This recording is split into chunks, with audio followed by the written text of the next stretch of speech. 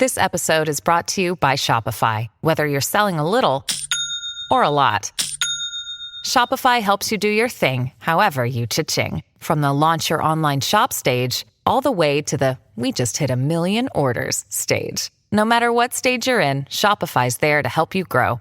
Sign up for a $1 per month trial period at shopify.com/special offer, all lowercase. That's shopify.com/special offer. Today on CityCast Philly, we know Philly's got a lot of history, but did you know it was Philadelphians who really revolutionized the process of making ice cream? I'm speaking with a food historian about the women and Black culinary professionals whose innovations made ice cream what it is today. It's Wednesday, July 10th. I'm Trenae Nuri, and here's what Philly's talking about.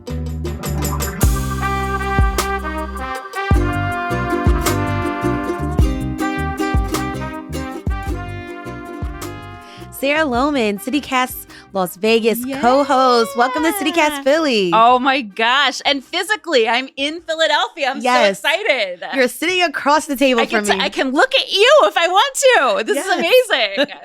Honestly, Sarah, I would have never imagined that I would get to do a show with a co-host from the West Coast. Tongue-tied. But you're a food historian, and you're working on a new book. I am. All about ice cream? Yes. I'm working on a new book all about ice cream, which has a lot to do with America. We're very key in making ice cream sort of what it is today and accessible. And it also especially has a lot to do with women and Black entrepreneurs, which is what especially drew me to the story. And Philadelphia, I should mention. Right. So why start this journey in Philly? So Philly actually invented a style of ice cream known as Philadelphia style. Philly style ice cream has been attributed to a woman named Eleanor Parkinson in 1818. And she opened up an ice cream saloon next to her husband's tavern. So a place where food and alcohol was served. But then her ice cream was so popular, her husband closed his business and went to work for her. Oh, wow. And she was extraordinarily famous in Philadelphia in the 19th century. Philly style ice cream is basically an eggless ice cream that only uses cream, sugar, and flavorings. So it's a really, really rich ice cream that also doesn't use an additional ingredient. It also cuts another step out of the process too. So there is an ice cream style named after Philly. And not only that, Philly was the focal point of America's culinary talent, especially in the 19th century. And that culinary talent, for the most part, was also Black. The most highly trained professional chefs in our country were Black men and women who were largely coming from Haiti after the Haitian Revolution, or were able to buy themselves out of enslavement, or were freed for other reasons and made their way to Philly. And some end up making fortunes, sometimes specifically in the ice cream industry. Nice.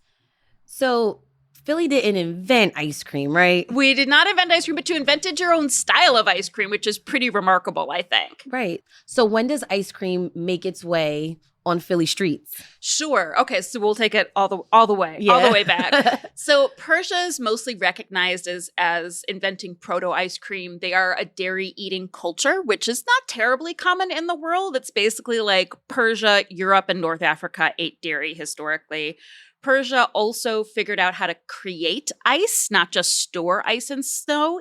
They also figured out how to fully refine sugar. So they were this very dessert-based culture. And those ideas sort of came into Italy. Italy has been credited as really inventing what we know of as ice cream. Their word for it traditionally was sorbetti, which comes from the Persian word for that ice drink, sharbat, and is also the root word for sorbet. So it's all sort of connected through language.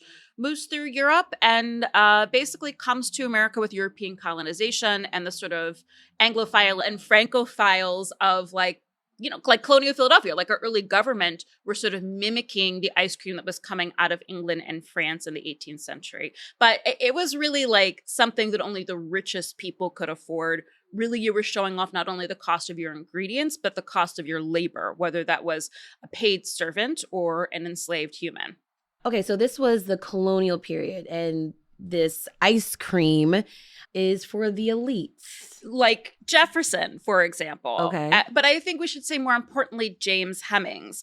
Before Jefferson was president, he was really into French culture, and he was also the U.S. ambassador to France after the Revolutionary War.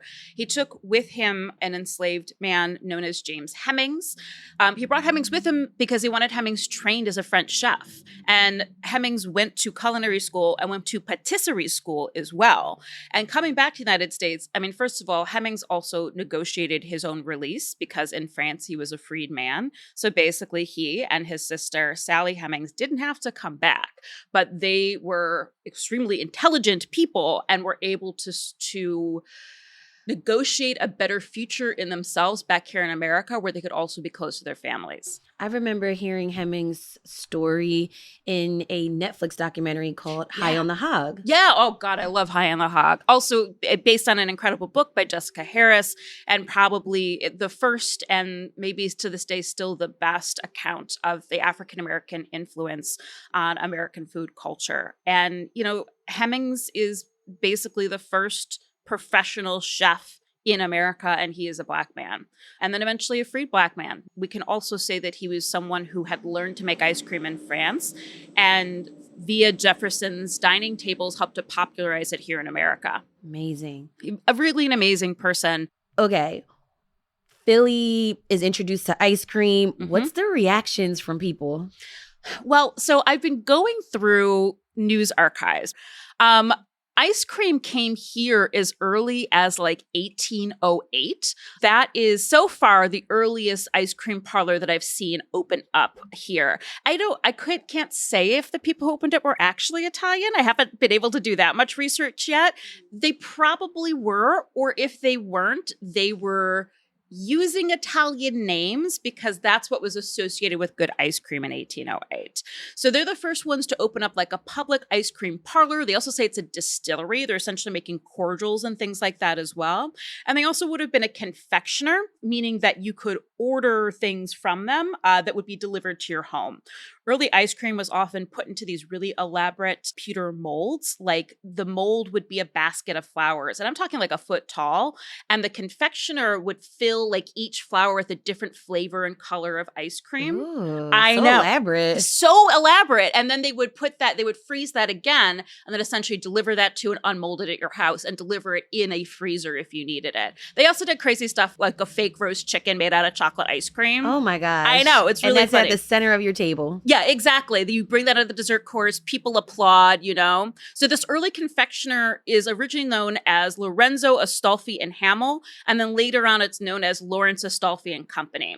Oh, and I also have a list of some of their flavors. Do you want to hear? Yeah. Yeah. So in 1809, they were selling strawberry, raspberry, lemon, orange, vanilla, pineapple, tea, coffee, chocolate, almond, peach, and apricot. Delicious. I would have been going for the coffee and ones with nuts. You know, that's the thing, though. Back in this time period, we didn't like texture in ice cream. Interesting. So even when they did something like an almond ice cream, they probably would have soaked bitter almonds in the cream and then made the ice cream with it after straining the almonds out. Ditto with hazelnut. There's even like a cookie ice cream popular in this time period with almond cookies, but they would soak the cookies and then strain them out. So they wanted this perfectly smooth, creamy ice cream that essentially they infused with different flavors. Wow. Yeah. And where were people selling ice cream in Philly? Oh my gosh. Let me pull up my big map.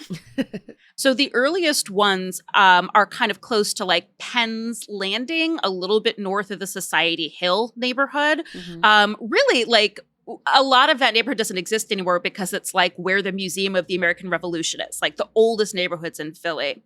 But as I started laying things out, by the 1830s, I noticed that there's like Chestnut Street is like the main drag of ice cream town.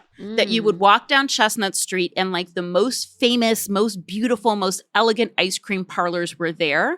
And there's actually paintings of a lot of these like 1830s ice cream parlors in the Pennsylvania Historical Society. You can see them all online. There was a painter for the 19th century, did a lot of street scenes and documented these ice cream parlors. A lot of these were owned by women. like a Miss Amy Morris. There's a lot of Miss So-and-sos. So you see a lot of women opening businesses, which is unusual, especially before 1860. And what I'm sort of piecing out a little bit more too is that many of these parlors and confectioners were also opened and run by Black men and women as well. And of course, you really have to look at the census too, because a lot of them will say like that the wife helps husband. So like, you know that then she is also working as a confectioner and working in the ice cream parlor. But also you just see women's names on these places, which is truly amazing too. More on this sweet history after the break.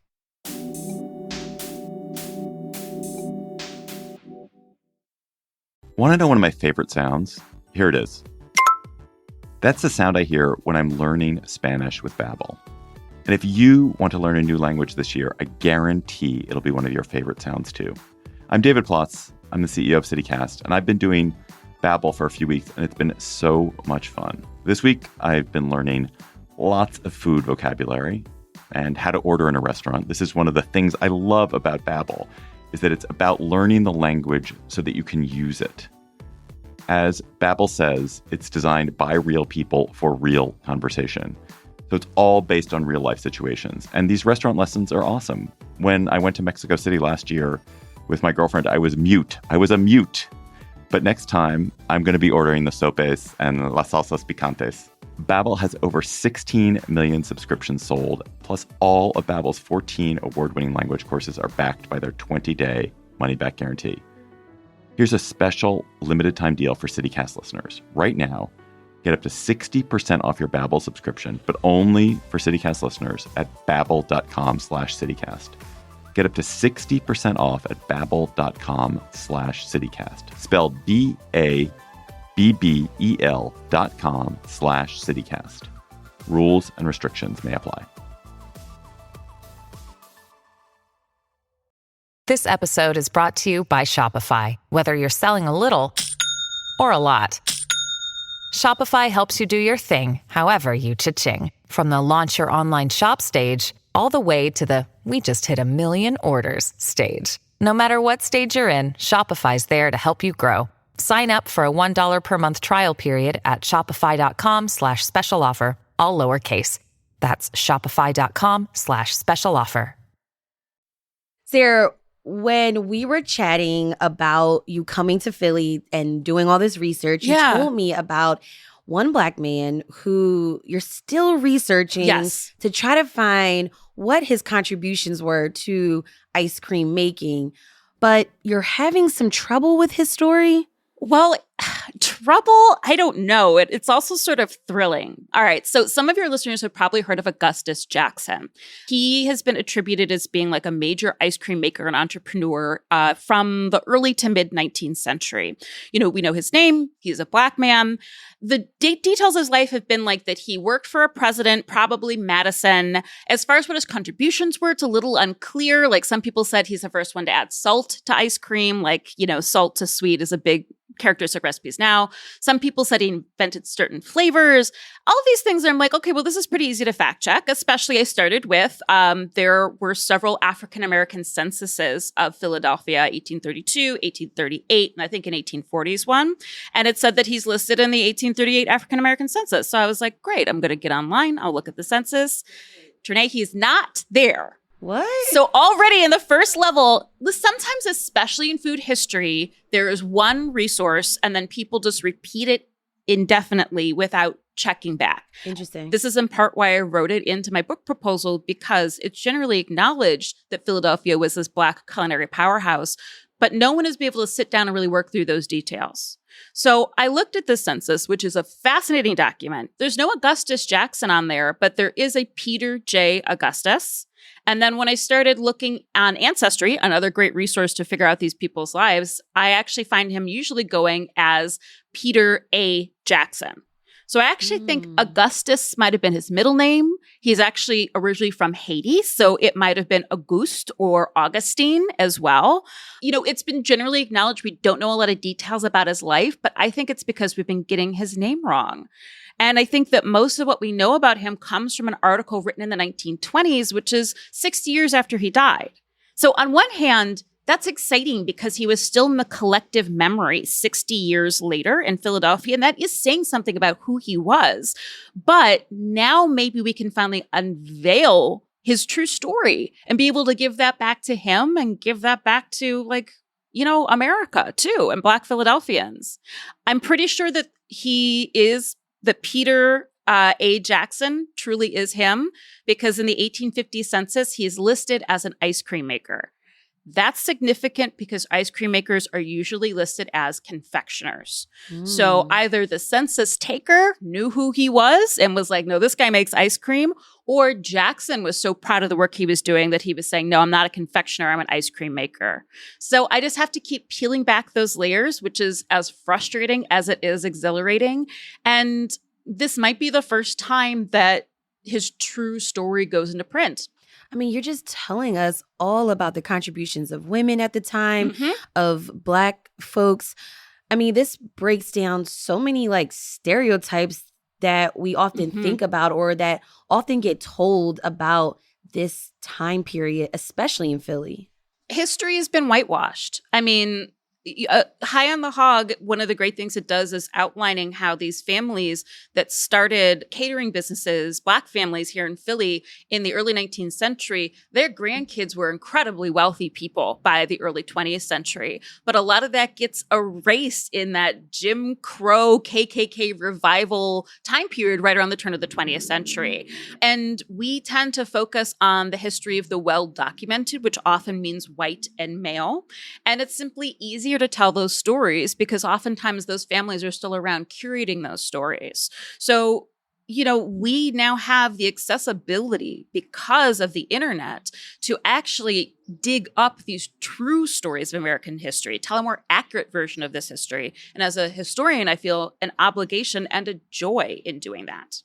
I'm sure word spread really fast that Philly was making ice cream. Yes. Were there other notable innovations happening in the city or in other regions at the time? Oh my God, we have to talk about Nancy Johnson. Okay. Nancy Johnson invented the modern ice cream maker. Up until the 1840s, this was done entirely by hand. You had a big bucket with a smaller bucket inside. In between the two was ice and salt. You put your ingredients in the sort of like pewter bucket in the middle, and you had to like let it freeze and then open it up and scrape down the sides. She invented an ice cream maker that is essentially still the one we use today. Hers was just mechanical, and now that process is electrified. So like the Cuisinart on your kitchen counter, that's essentially Nancy Johnson's invention in 1942. Wow. She's a woman. She is married, which does make it more unusual. Usually husbands were like, okay, now have my kids. That's your job now, which was absolutely a job and still is. So the fact that she was working as an inventor in the 1840s and that we do know her name and legacy, that's really significant. And then, of course, you've got Crawley, who is out of Pittsburgh, but he was a hotel worker that a Black man wanted to be able to scoop ice cream using one hand, because you had these scoops that like you needed another tool to get the scoop out, or you turned a key on the top of it and the ice cream plopped out.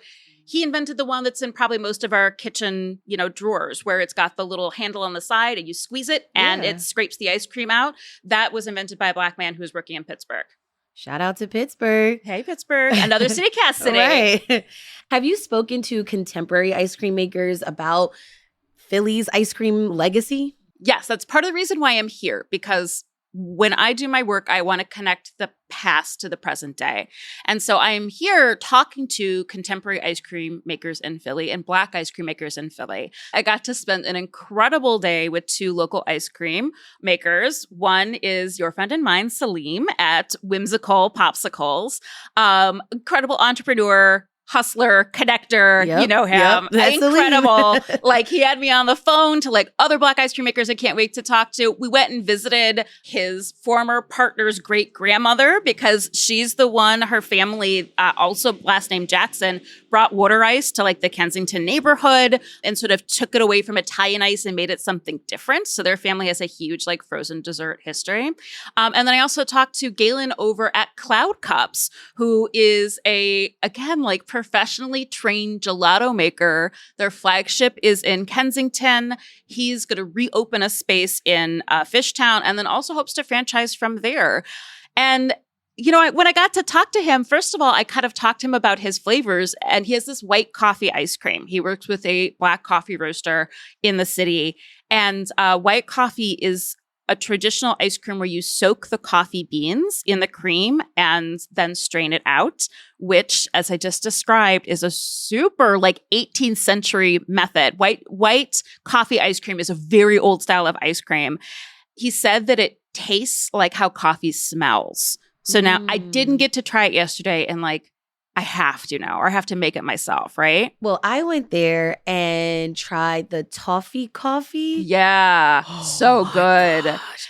And I just want to shout out, we have a cup of cookies and ice cream here on the table. Okay, here's my fun fact about cookies and cream. So in Vegas right now, there is this program happening where I live in Henderson, which is kind of a suburb of Vegas.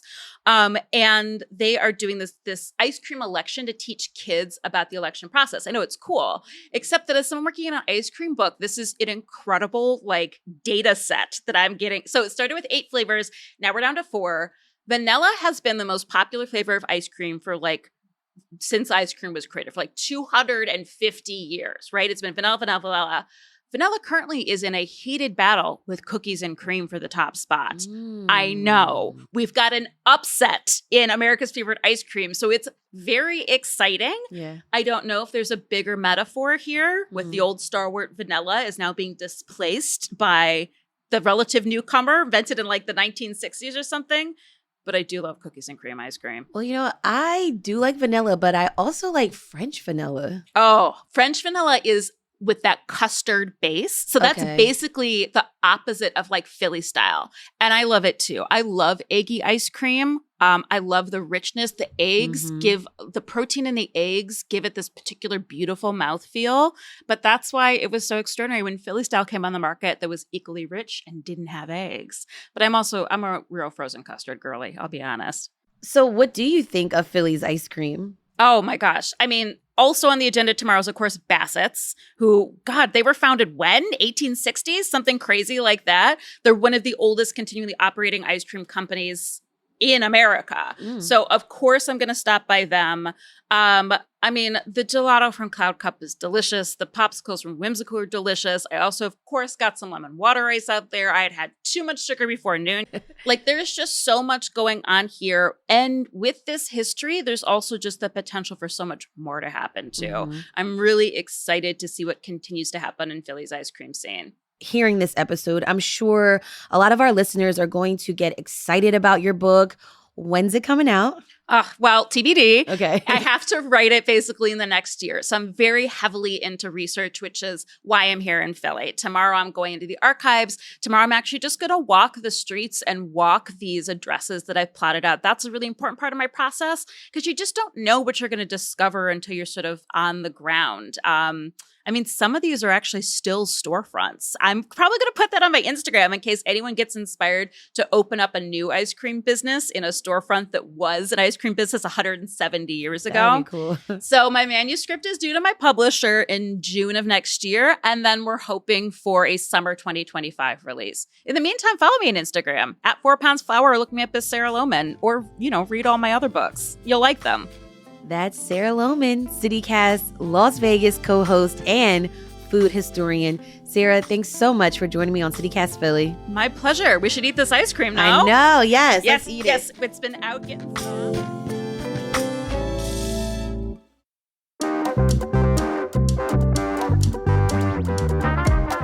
That's all for today here on CityCast Philly. If you enjoyed this episode about Philly's secret ice cream history, tell a friend. Rate the show, leave us a review, and hit that subscribe button. Be sure to sign up for our morning newsletter, Hey Philly, to learn more about what else Philly's talking about. We'll be back tomorrow morning with more news from around the city. Bye.